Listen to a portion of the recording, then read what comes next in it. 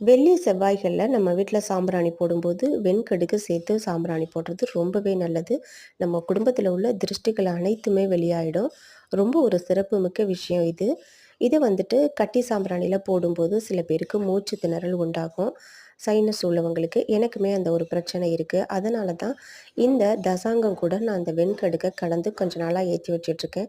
இது ரொம்பவே சூப்பரா இருக்கு. இதுலேருந்து வர்ற ஒரு நறுமணமும் மனசுக்கு ரொம்ப இதமா இருக்கு. எந்தவித ஒரு மூச்சு திணறலுமே வராது இப்படி செய்யும்போது.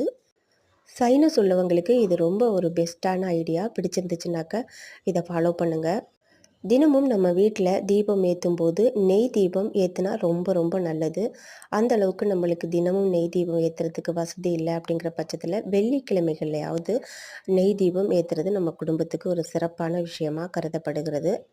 என்னோட இந்த வீடியோ பிடிச்சிருந்துச்சுனாக்கா, கண்டிப்பா ஒரு லைக் கொடுங்க. எனக்கு சப்போர்ட் பண்ணுங்க. ஆடி 3ஆம் வெள்ளி